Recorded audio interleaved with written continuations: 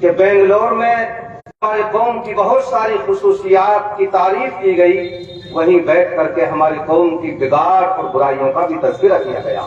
یہ افسوسناک پہلو ہے ہمارے ڈوب مرنے کے لیے کہ ہمارے تذکرے جہاں خیر کے ساتھ ہوتے تھے، اچھائی کے ساتھ ہوتے تھے، دعوت و تبلیغ کے عنوان سے ہوتے تھے، آج ہمارے تذکرے برائیوں کے ساتھ بھی ہونے لگے ہیں۔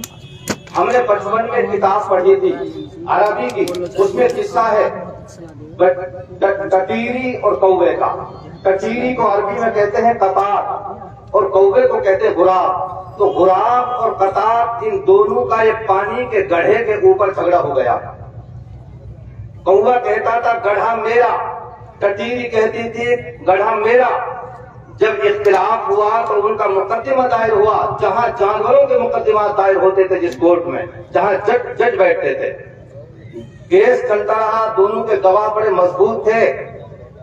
آخر ایک دن آیا کہ جج صاحب کو ججمنٹ کرنا پڑا، اور ججمنٹ یہ سنایا کہ یہ گڑھا ٹٹیری کا ہے، ٹٹیری کو دیا جاتا ہے، کوہ اپنے دعوے میں جھوٹا ہے، اس کو گڑھے سے محروم کیا جاتا ہے۔ ٹٹیری جیت گئی اور کوہ مقدمہ ہار گیا۔ ٹٹیری واپس لوٹ کر کہتی ہے کہ جج صاحب آپ نے میرے حق میں فیصلہ کیوں کیا ہے؟ گواہ تو ان کے بھی مضبوط تھے، میرے حق میں کیوں فیصلہ کیا گیا؟ تو جج صاحب کہنے لگے ٹٹیری میں بھی جج، میرے باپ بھی جج، میرے دادا بھی جج تھے، پیڑھی در پیڑھی ہم جج چلے آ رہے ہیں۔ میں نے اپنے باپ سے سنا، دادا سے سنا، وہ یہ کہتے تھے کہ ٹٹیری کی قوم سچی ہوتی ہے، سچ بولتی ہے۔ میں نے تمہارے مقدمے کو نہیں دیکھا، تمہارے گواہوں کو نہیں دیکھا، تمہارے بیک گراؤنڈ کو دیکھا، تمہارے پس منظر کو دیکھا، تمہارے قوم کی سچائی کو دیکھ کر کے میں نے تمہارے حق میں فیصلہ کر دیا، ورنہ گواہ تو ان کے بھی مضبوط تھے۔ میرے بھائیوں، میری قوم کے لوگوں سنو، ٹٹیری کہتی ہے کہ جج صاحب میں اپنی قوم کی سچائی کو غارت نہیں کرنا چاہتی، میری قوم کی سچائی باقی رہے، میرے لیے 1000 گڑھوں سے افضل ہے۔ میں دستبردار ہوتی ہوں، یہ گڑھا اپنے بھائی کوے کے لیے چھوڑتی ہوں، یہ گڑھا کوے کا ہے، یہ ٹٹیری کا نہیں۔ پھر جج صاحب نے پوچھا تو یہاں تک پہنچی کیسے؟ دعویٰ کیوں ٹھوکا تو نے جھوٹا کہ یہ مجھے پانی نہیں پینے دیتا تھا، تو میں نے سوچا کہ مقدمہ لڑا جائے۔ میرے بھائیوں، ہماری قوم کی سچائی 4 ٹانگیں عالم میں بولی جاتی ہے، لیکن آج چند لوگ اپنی قوم کی سچائی کو اور امانت داری کو داغدار کر رہے ہیں۔ ان سے میری ہاتھ جوڑ کر گزارش ہے کہ اللہ کے لیے آپ یہ جھوٹا دھندا، یہ حرام خوری کا دھندا یہ چھوڑ دو، اور خاص طور سے جس علاقے میں ہم کھڑے ہوئے ہیں یہاں کالج کا دھندا بڑے عروج پر ہے۔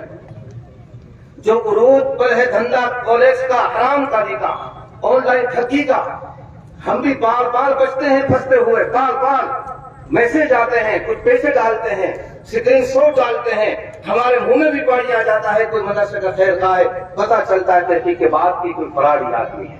میرے عزیزوں، جو لوگ کالج کا دھندا کرتے ہیں وہ حرام خور، چونکہ اصلاح معاشرہ ہے، اندگمیر ہے، پھوڑا ہے، کینسر ہے، اس کا علاج کرنا پڑے گا، مریض کو دابنا پڑے گا، چیخے گا، چلائے گا، لیکن علاج کرنا پڑے گا۔ جو کالج کا حرام کاری کا دھندا کرتے ہیں وہ حرام خور، جو مولوی ان کے پاس چندہ لینے کے جاتے ہیں وہ بھی حرام خور، اور جو لیڈر کو چھڑاتے ہیں وہ حرامی۔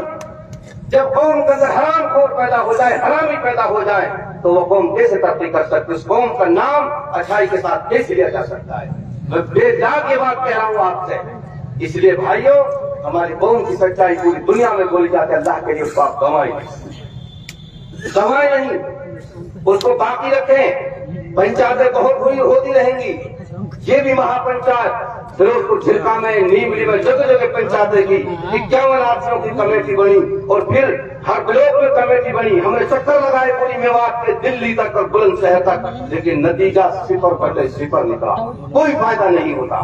ہم کو چاہیے ہم یہاں سے کوئی نہ کوئی پیغام لے کر کے جائیں گے، عہد کر کے جائیں گے، اور زندگی بھر انشاءاللہ اس پہ عمل کرنے کی کوشش کریں گے انشاءاللہ العزیز۔ میں نے اپنے ذہن و دماغ سے کل رات کو میں نے یہ طے کیا کہ مجھے اس پنچایت میں چلنا ہے، میں 10 باتیں آپ کے لیے لکھ کر لایا ہوں، 10 باتیں میرے ذہن میں اللہ نے ڈالی، میں آپ کو سناتا ہوں، اور آپ سب سے میں اس زمین پر دھرتی پر بیٹھ کر کے آپ سے اقرار لیتا ہوں۔ پہلے نمبر پہ ہم سب یہ اقرار کریں کہ میں اپنے گھر کی شادیوں کو مکمل سنت رسول اللہ صلی اللہ علیہ وسلم کے مطابق منعقد کروں گا۔ عہد کرے ثواب، یعنی ایسی شادیاں جن میں لڑکی والوں سے نہ جوڑے کی رقم لی جائے گی، نہ جہیز اور نہ نکاح کے دن کا کھانا، اور نہ سینکڑوں غیر ضروری مہمانوں کا عالیشان ولیمہ، اور نہ دوسری کوئی غیر اسلامی حرکت ہوگی جیسے ناچ گانے باجے پٹاخے بے پردگی وغیرہ۔ تو اس میں ہم اقرار کرتے ہیں کہ انشاءاللہ اپنی شادیاں سنت رسول اللہ کے مطابق کریں گے۔ دوسری بات، نکاح کے دن لڑکی والوں سے کھانا لینے کی جو بدعت پیدا کر دی گئی ہے، ہم برات لے کر جائیں وہ کھانا کھلائے، بدعت ہے، اس کا کوئی ثبوت نہیں ہے قرآن و حدیث سے۔ نکاح کے دن لڑکی والوں سے کھانا لینے کی جو بدعت پیدا کر دی گئی ہے، اس کے خاتمے کے لیے میں نکاح کے فوری بعد ولیمہ کھلانے کا اہتمام کروں گا۔ مانا چھوڑوں گا، میں لڑکے والا ہوں تو ولیمہ میں کر کے کھلاؤں گا، بیٹی والے میں کوئی وزن نہیں، کوئی برات کا کھانا کھلا، ان کے لیے اہتمام کریں۔ نمبر 3، اگر اپنی بیٹی کے لیے لڑکا تلاش کروں گا تو لڑکے کے ذاتی مکان یا کمائی کو نہیں دیکھوں گا، بلکہ اس میں شرافت، دینداری اور خودداری تلاش کروں گا۔ ہم کیا دیکھتے ہیں؟ اچھا مکان ہے، اچھا دھندا ہے، اور بہت اچھا کام چل رہا ہے، چوبارے میں بیٹھے بیٹھے دنیا بھر سے اپنے اکاؤنٹ میں پیسہ کھینچ لیتے ہیں، اس لیے ہم نے بیٹی کو وہاں پہ آ دیا۔ ہم دینداری، شرافت اور خودداری کو دیکھیں گے۔ نمبر 4، اگر اپنے بیٹے کے لیے لڑکی تلاش کروں گا تو لڑکی کی خوبصورتی اور اعلیٰ تعلیم کے بجائے دینداری اور اعلیٰ کردار کو ترجیح دوں گا۔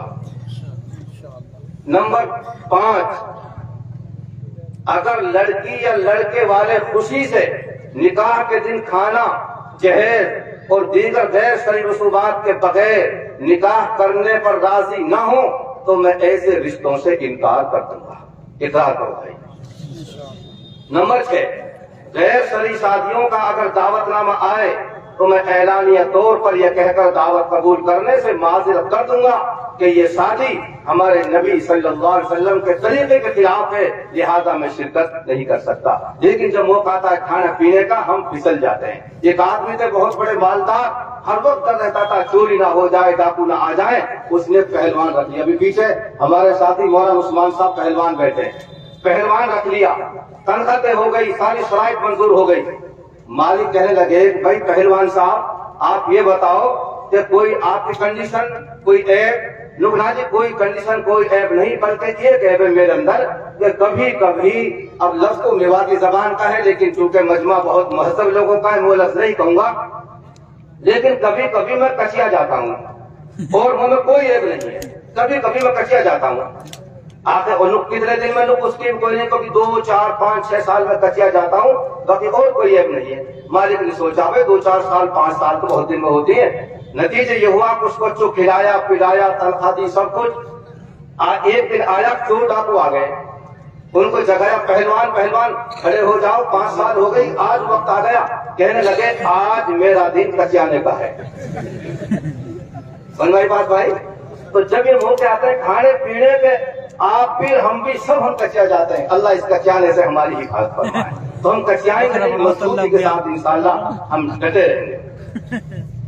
اگلی بات، نمبر 7، ایسے کسی شخص کی اتباع نہیں کروں گا جو ایسی شادیوں میں جانے کا جواز یہ پیش کرتا ہے کہ اگر کوئی خوشی سے کھلائے یا خوشی سے جہیز دے تو بھائی یہ تو جائز ہے۔ میں حضور صلی اللہ علیہ وسلم کے نکاح کے طریقے کو نمونہ عمل تسلیم کرتے ہوئے خوشی کے نام پر ہونے والی منافقت سے بچوں گا۔ یہ کوئی خوشی نہیں ہے، کوئی نہیں دیتا اپنے بیٹی کو خوشی خوشی، کوئی نہیں کرتا خوشی خوشی، ولیمہ سب تباہ ہوتا ہے برادری کی طرف سے۔ بیٹھ جاتے ہیں، مروڑ چڑھاتے ہیں، ایڑے لگاتے ہیں، نہ سوالات کرتے ہیں، نو بھائی اتنے نہ چل دانت تو کر دے۔ یہ برادری کے لوگ بڑے اچھے ہوتے ہیں، بڑا دباؤ بناتے ہیں، بیچارے کی آنکھ پھوکڑے نکال دیتے ہیں باہر ایسے مواقع پر۔ تو ایسی شادیوں ہم شرکت نہیں کریں گے۔ نمبر 8، میں عہد کرتا ہوں کہ جہیز اور نکاح کے دن کھانے اور دیگر غیر اسلامی رسومات کو روکنے کے لیے پوری لگن سے محنت کروں گا۔ کریں گے ایک ساتھی محنت انشاءاللہ. جلسوں سے کچھ نہیں ہوگا, میں کہہ رہا ہوں. پھر یہ بات یہ ہوگا کب؟ جب ہم کھڑے ہوں گے اور یہ کام ہم سب سے پہلے اپنے گھر سے شروع کریں گے. نمبر 9, نکاح سے پہلے یہ بات کہ اختلاف کو حتی الامکان پوری طرح ختم کرنے کی کوشش کروں گا. بصورت دیگر اپنے علماء کرام سے میں رجوع کروں گا. کوئی مسئلہ پھنس جائے, بجائے کورٹ کچہریوں کے ہم اپنی شرعی عدالتوں میں آئیں. نحوم عدالت شرعی اور میر کھیرلا پہ عدالتیں ہم اپنے علماء کرام سے رجوع کریں گے انشاءاللہ. نمبر 10, کسی ایسے فرد یا ادارے کو چندہ, سنو بہت دھیان سے, آخری بات ہے یہ, کسی ایسے آدمی یا ایسے ادارے کو چندہ, صدقہ, زکوٰۃ, خیرات نہیں دوں گا جو غریب لڑکیوں کی شادی کے نام پر پیسہ وصول کرتے ہوں. اگرچہ وہ آدمی کتنا ہی مخلص کیوں نہ ہو, ہم ایسے لوگوں کو چندہ نہیں دیں گے جو جہیز کو بڑھاوا دیتے ہیں اور جہیز کے نام پر ٹھگی کرتے ہیں. آپ نے دیکھے علاقے کے حالات, دیکھے کہ نہ دیکھے.